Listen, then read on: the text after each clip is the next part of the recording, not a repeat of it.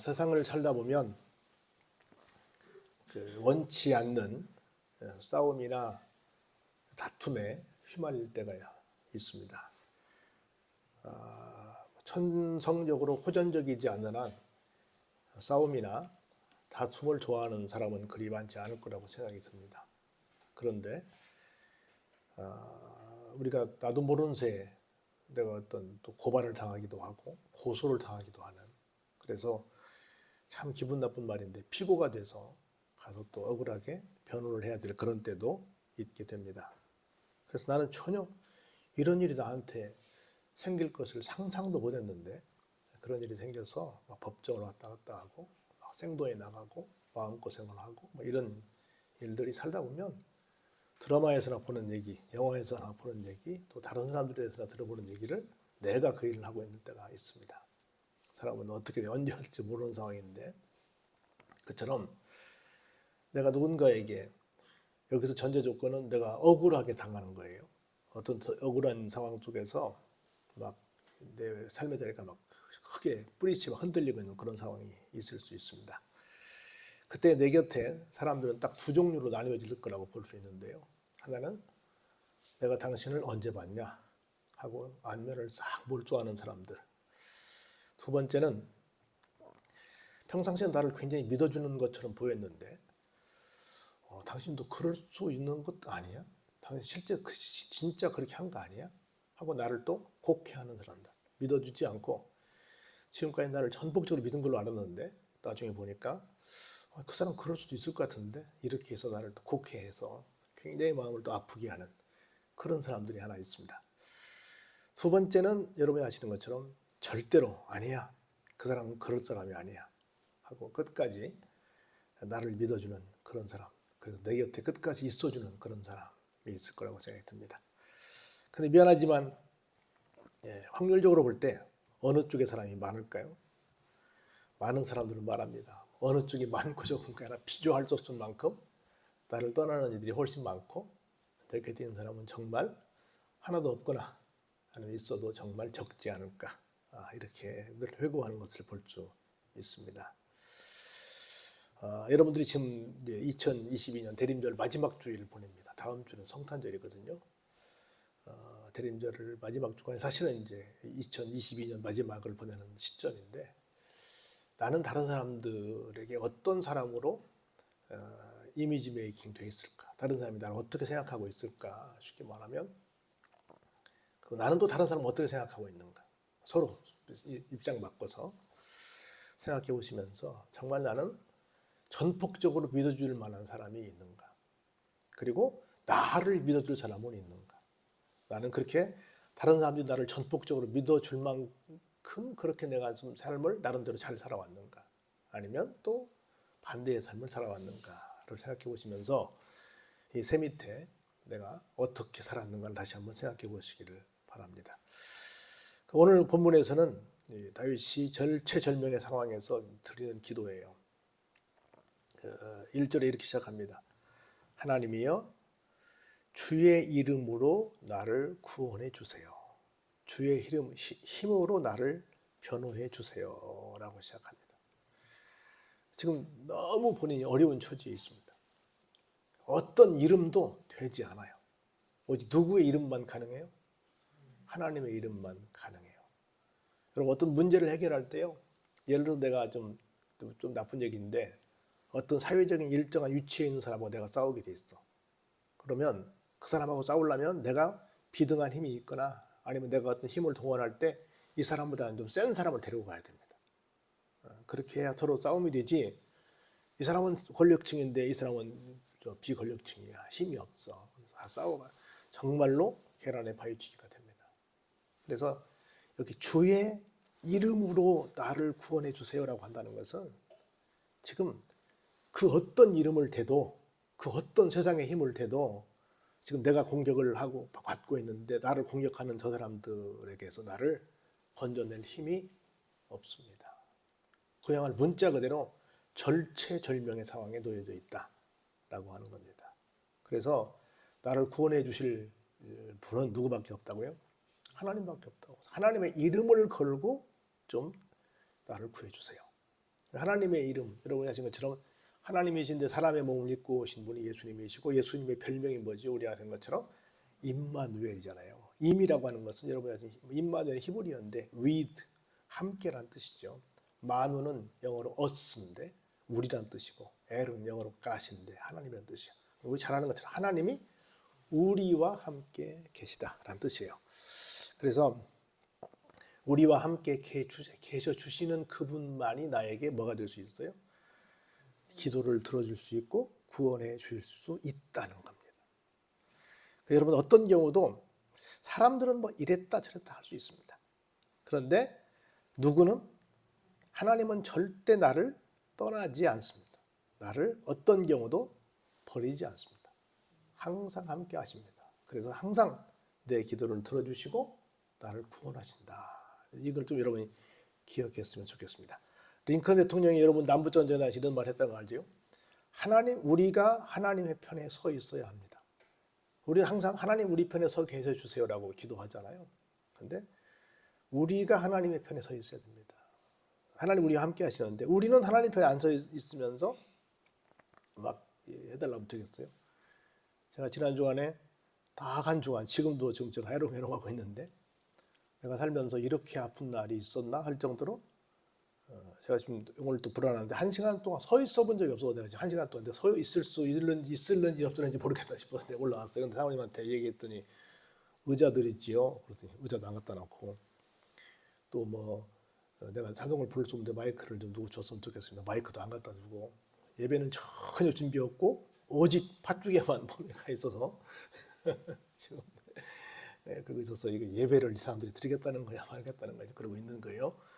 누구든지 좀 내가 부탁을 했는데 당사자가 못하고 누구한테라도 좀 내가 부탁을 받았는데 못하니 누가 해주시라고 했으면 좋겠는데 아무런 대책 없이 그냥 나 못해 뻗어버리면 어떡할까 지금 굉장히 많이 황당합니다. 많이. 하나님은 어때요? 어떤 경우도 함께 하십니다. 항상 함께 하십니다. 언제까지요? 우리가 세상 끝나는 그날까지 함께 하십니다. 그래서 존 웨슬레는 가장 좋은 것은 하나님이 나와 함께 하시는 것이다. 그래서 이 얘기를 하면서 이 사람이 눈을 감았어요. 내가 보니 세상에서 가장 좋은 것은 하나님이 나와 함께 하는 것이더라. 여러분들 마지막 죽으면서 무슨 말 하면서 죽고 싶습니까? 요한 웨슬레는 하나님이 함께 하시는 거다. 제가 늘 말하죠. 사랑은 뭐라고요? 함께 하는 거라고요. 무조건 함께 하는 거라고. 근데 함께 하지 않으면서 사랑한다. 좀 웃기는 말이죠. 자, 볼까요? 웃기는 말이라고 저는 휴대폰에 떠듭니다. 하나님이여 주의 이름으로 나를 구원하시고 그리고 다음은 같이 읽어볼까요? 자, 주의 힘으로 나를 변호하소서. 이 말이 너무 중요한 것 같아요. 여러분 잘 아시는 것처럼 욥의 친구들이 와가지고 욥에 대해서 많은 말들을 했습니다. 세상적으로 볼 때는 그 말들이 다 어때요? 맞았습니다. 다 맞았죠. 기가 막힌 인생의 교훈들입니다. 하나도 뺄 수 없어요. 너무너무 기가 막힌 말들입니다. 근데 누구에게는? 욥에게는 해당 사항이 없는 거예요. 해당 사항이 없는 것들인데 자꾸 말했어요. 그래서 살면서 그런 일들, 여러분 저는 이제 조금 살면서 그런 일들을 좀 경험해 봤는데요. 억울하게 이런저런 좀 억울한 일들을 당한 적이 살면서 여러분들은 없겠습니까? 억울한 일들을 당해본 적이 있었는데 그럴 때 정말 나를 끝까지 믿어준 사람이 누구였고 나를 오해한 사람은 누구였는가를 늘 생각을 해봐요. 근데 저는 지금까지 참 감사한 것은 내가 지금 지금까지 살 수 있는 원동력이 뭐냐면 끝까지 나를 믿어준 사람이 있었어요. 끝까지 제가 그런 걸 간증을 다 못하는데 인생 살면서 굉장히 여러 가지로 제가 곤란한 지경에 있었거든요. 근데 그때 아니야 박성환은 그렇지 않아 하고 끝까지 나를 믿어줬던 사람들이 있어서 그게 내가 중학교 때도 그랬고 고등학교 때 대학교 때도 그리고 또 군대에서도 그렇고 살아오면서 끝까지 중간중간에 내 인생의 길목에서 나를 믿어주는 고마운 사람들이 있었어요. 그래서 나를 변호해준 사람들이 있었어요. 여러분들 누군가가 나를 끝까지 믿어주고 나를 변호해준다. 그건 참 감사한 일입니다. 그런 사람이 있다는 것은 참 기적이에요. 하나님께서 우리에게 끝까지 변호자가 되어주신다는 겁니다. 그리고 제가 늘 말씀드리지만 하나님은 어떤 일을 함에 있어서 하나님이 직접 하시기도 하지만 하나님이 사람을 통해서 하시기도 하십니다. 다시 말해서 생각지도 않은 변호인을 붙여주신다는 거죠. 정말 그 사람들이야말로 천사입니다. 그래서 주의 이름으로 나를 구원하시고 나를 변호하소서. 여러분들 어떤 사건의 당사자가 되어보세요. 굉장히 주관적이 되고요. 굉장히 명쾌해지지 않습니다. 굉장히 막 아주 정말 정신을 못 차리게 됩니다. 그때 아주 이 명석한 사람 두뇌를 가진 변호인이 와가지고 상황을 다 파악해서 나에게 다 알맞는 그런 판결을 내리게 도와준다면 얼마나 그게 큰 도움이 되는지 몰라요. 여러분 법정에 안 서봐서 잘 모르는데요. 정말로 중요합니다. 그거. 그래서 내 곁에 변호인이 있다. 굉장히 감사한 겁니다. 그 여러분들 그 우리 옛날 어른들 그 얘기하잖아요. 집안에 누구는 있어야 된다. 법조인은 하나 있어야 되고 의사 하나 있어야 된다 그러잖아요. 진짜 그렇습니다. 어떤 일이 생겼을 때 평상시에는 몰라요. 근데 일이 생겼을 때요. 법적인 힘이 얼마나 큰 힘을 가지는지 여러분 잘 모릅니다. 그런 일을 모르고 사시길 바랍니다. 근데 모르고 사시길 바라는데 사실은 굉장히 그 힘이 필요해요. 누군가가 나를 위해서 변호해 주신다. 법적으로, 외적으로 그렇게 말씀, 아주 드러난 일에 대해서 나를 그렇게 내 편이 되어 주신다라는 말씀을 하시는 겁니다. 근데 볼까요? 두 번째, 하나님이여 내 기도를 들으시며 내 입의 말에 귀를 기울이소서. 기도를 들어달라. 내 입의 말에 귀를 기울여달라. 똑같은 얘기예요. 기도는 그냥 우리가 어느 정도는 형식을 갖춰서 하나님 도와주세요. 이렇게 기도하는 거라고 봅니다. 입의 말은 뭘까요? 그렇게 형식은 갖추지 않았어도 하나님 앞에 여러 가지 좀 푸념 반, 또 기도 반 막 드리는 거죠.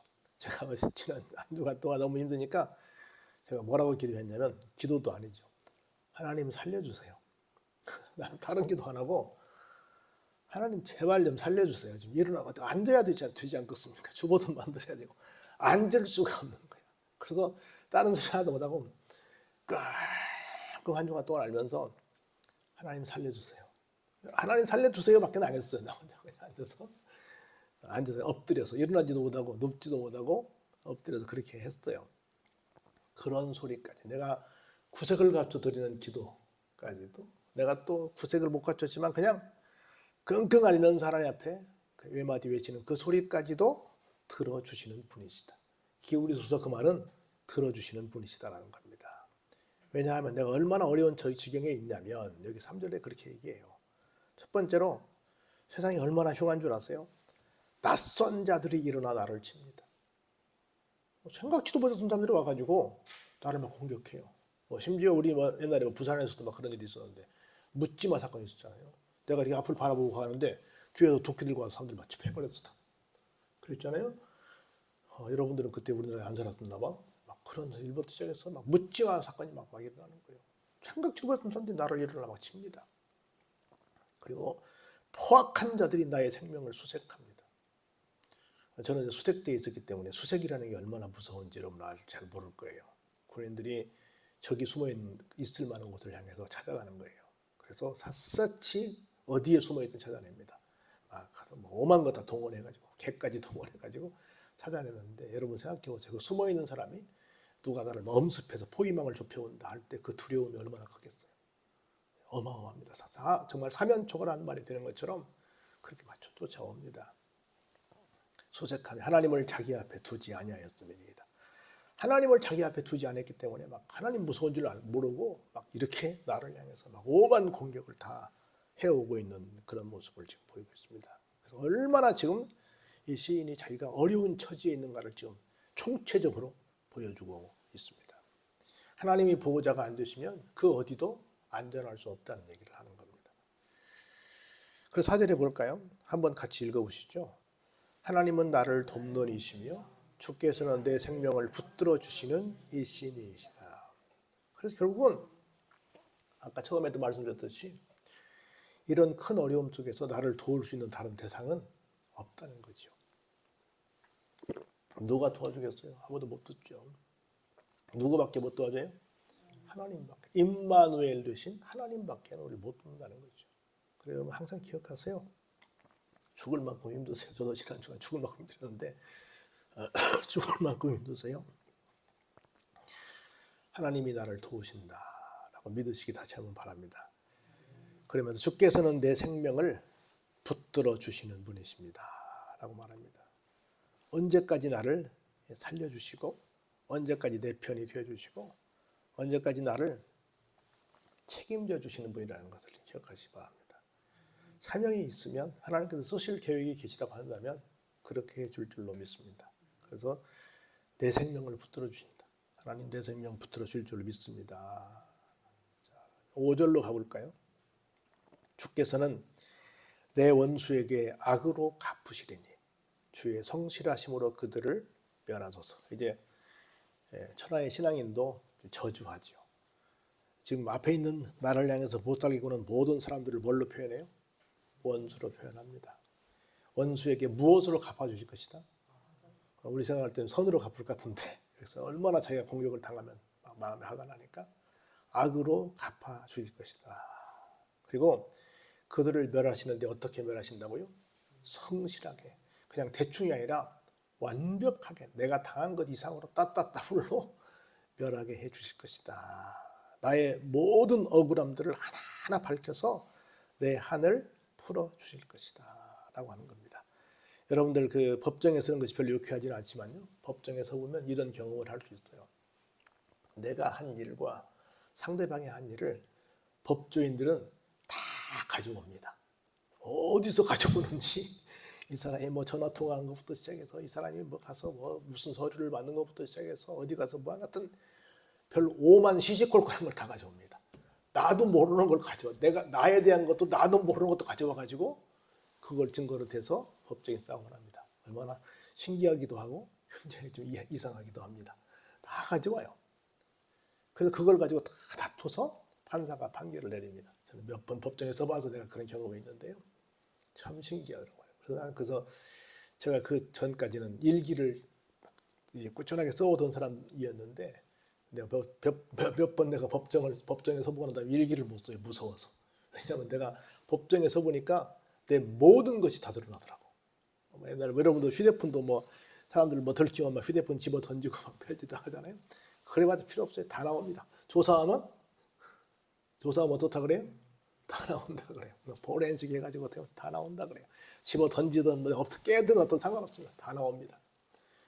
그래서 얼마나 무서운지 몰라요. 그것처럼 성실함으로 그들을 멸하소서. 우리가 생각도 못했던, 내가 막 상상도 못했던 그런 방법을 하나님께서 다 찾아내서 나를 어렵게 했던 모든 것들에 대해서 다 어떻게 해요?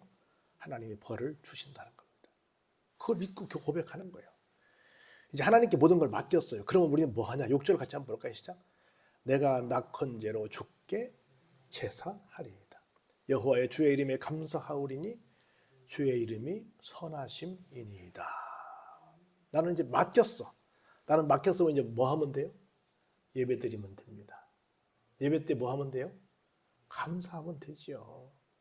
낙헌제라고 하는 말은 free will offering 그러는데 우리말로 바꿔보면 자발적이고 즐거운 마음으로 하나님께 예물을 드리는 제사를 낙헌제라 그래요. 첫 번째 조건이 뭐예요? 자발적이야. 누가 시켜서가 아니야. 자발적으로 무슨 마음으로? 즐거운 마음으로 하나님께 예물을 드리는 제사를 낙헌제라고 그래요. 그러니까 이제 하나님께 여러 가지 다 했어. 하나님 날 좀 도와주세요. 하나님 원수를 갚아주세요. 다 했어요. 다 하고 하나님께 믿음 한번 더 따라서 해볼까요? 믿음은 맡깁니다. 맡겼어. 하나님께 모든 걸 다 맡겼어. 맡겼으면 이제 뭐 해야 돼요? 그냥 와서 예배 드리면 돼요. 맡겼으니까 자발적으로 즐거운 마음으로 내 형편껏 최선을 다해서 예물을 들고 와서 하나님께 예물을 드리는 사람이 되면 된다. 이걸 뭐라고 한다? 낙헌제라고 한다. votive offering이라고도 하고 free will offering이라고도 하는데 하여튼 자발적으로 즐거운 마음을 하는 걸 말해요. 그래서 와서 뭐 해요? 여호와여 주의 이름에 뭐해? 감사합니다. 왜냐하면 주의 이름이 선하시기 때문입니다. 왜? 주님의 이름을 걸고 나를 어떻게 했으니까? 도와주셨으니까. 나를 구원하셨고 내 기도에 응답하셨고 내 신음에 응답하셨고 내 원수를 갚아주셨고 나의 변호자가 되어주셨기에 나는 그냥 뭐 한다? 그 이름에 감사할 따름입니다. 그 이름만 생각해도 나는 감사합니다. 그리고 그 이름은 항상 선하십니다. 선하신 건 뭐예요? 항상 옳았다는 거지요. 모두가 나를 글쎄 그 사람 혹시 그런 사람 진짜 그런 사람 아니야? 라고 할 때도 아니야 하고 나를 끝까지 믿어줬던 거. 제가 얘기했잖아요. 내가 일생 살면서 나를 끝까지 믿어줄 수 있는 사람 한 명만 만나도 대박이라고 그랬잖아요. 한 명이면 족하고 둘이면 많고 셋 이상은 있을 수 없다 그랬잖아요. 한 명만 있다고 한다면 얼마나 대단하겠어요. 그래서 마지막 결론입니다. 우리 7절 보시고 마감해 볼까요? 참으로 주께서는 한번 같이 읽어보시죠. 모든 환난에서 나를 건지시고 이런저런 뭐 어떤 선별적으로 몇 가지에서만이 아니라 이 말씀 꼭 기억하시기 바랍니다. 모든 환난에서, 네, 모든 환난에서 나를 건지신다. 그리고 내 원수가 보응받는 것을 내 눈이 똑똑히 보게 하셨나이다. 내가 죽은 다음에 뭐 하나님께서 보응하실 수도 있긴 한데 이 말은 뭐예요? 내 생전에 내가 통쾌하게 다시 복수하는 날을 하나님께서 내 눈앞에 보여주실 것이다라는 거라. 얼마나 멋있어요. 통쾌한 날을 하나님께서 나에게 선물로 주신다는 겁니다. 할렐루야. 그래서 여러분들 하나만 제가 한 글자만 풀고 마칩니다. 우리 여러분 여기 교회에 뭐하러 오셨냐면 안식하러 오셨어요. 편안하게 쉬러 오셨어요. 휴식하러 오셨습니다. 여러분 오늘은 일주일 동안 정말 얼마나 눈길에서 여러모로 고생 많으셨습니까? 하나님께서 여러분들 어떻게 해요? 로뎀나무 아래로 부르셨죠. 빨리 와 쉬라고. 근데 쉴 슈자는 이렇게 써요. 이렇게 사람 인변의 가운데 나무 목자예요. 나무에 사람이 기대어 서 있는 거예요. 내가 산을 향하여 눈을 돌리라. 산은 대부분 주님이 계신 곳을 말하는 거죠. 상징적으로 교회를 말하죠. 그 식자는 뭘까요? 이렇게 스스로 자자 하시죠. 스스로 자자. 그 밑에 마음심이야. 내 마음을 밑에 내려놓는 거예요. 내 마음을 밑에 내려놓는다는 게 뭘까요? 내 모든 걸 다 하나님께 맡긴다는 거죠. 그거 나는 뭐 하리라 이제 와서 열심히 예배드리라. 열심히 감사하리라. 내가 얼마나 지난 한 해 동안 하나님께 모든 걸 맡기고 하나님께 달려나와서 예배드린 낙헌제를 드리며 즐거운 마음으로 하나님 앞에 감사하며 이 예배 시간을 지켰는가를 한번 생각해 보시기 바랍니다. 어떤 한 농부들이 있었어요. 두 농부가 있었는데 한 사람은 죽도록 일하는 사람이었고요. 한 사람은 놀멍놀멍 일하는 사람이었어요. 근데 이제 이렇게 조금 전에 추수했잖아요. 추수 때가 돼가지고 두 사람이 추수를 이렇게 수확을 하는데 나수를 이렇게 배를 뱁니다. 근데 한 사람은 쉬지 않고 계속 배를 뱄어요. 하루 종일. 한 사람은 하다가 쉬고 했어요. 해가 져서 일이 끝났어요. 여보게 오늘 그만하고 집에 가세나. 그리고 그러세나 하고 보니까 누가 더 많이 비었을까? 안 쉬고 한 사람이 많이 비었을까? 중간에 쉬엄쉬엄 한 사람이 많이 비었을까? 네? 누가요? 왜 중간에 답은 맞아. 그 그러니까 내가 물었겠지? 답은 중간에 쉬엄쉬엄 한 사람이 많이 뵀는데 왜 그랬을까요? 예? 재충전. 그거 다 맞아요. 여러분 생각한 게 다 맞습니다. 근데 이 사람이 이렇게 대답했어요. 아, 자네 열심히 하더만 참 존경스러워. 근데 나는 중간중간에 쉬면서 열심히 낫을 갈았다네. 여러분 이제 낫을 배보시면 낫을 써보시면 아시겠지만 무딘 것하고 잘 드는 것하고는요 비교가 안 됩니다.